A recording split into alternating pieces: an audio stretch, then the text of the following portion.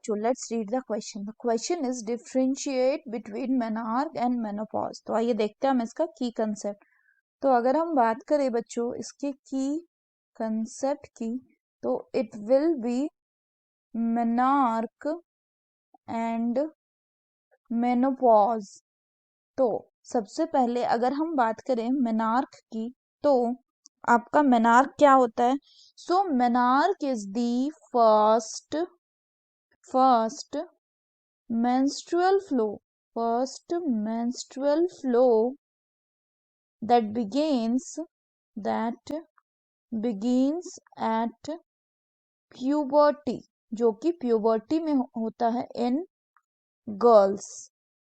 Generally menopause जो होता है इसको क्या कहते हैं? So this is the permanent stoppage of the menstrual cycle in female. और ये होता है कब? ये होता है around the age of 45 to 50 years.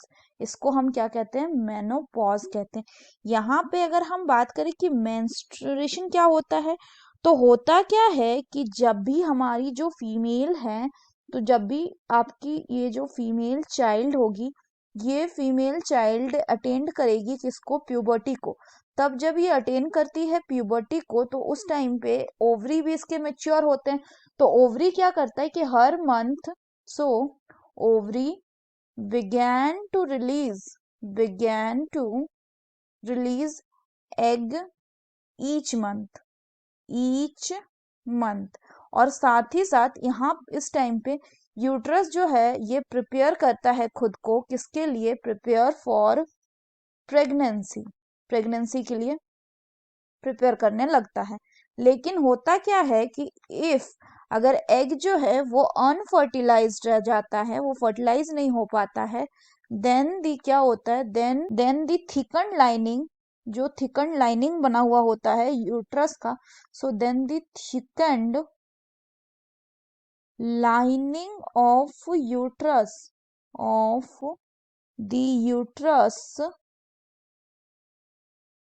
along with the blood vessel क्या होता है? ये झड़ जाता है. Blood vessel shed off. और इसी को हम बोलते हैं, जब ये शेड ऑफ होता है तो ये फीमेल में ब्लीडिंग के फॉर्म में दिखता है, जिसको क्या कहा जाता है? Which is called as the menstruation. This is called as the menstruation.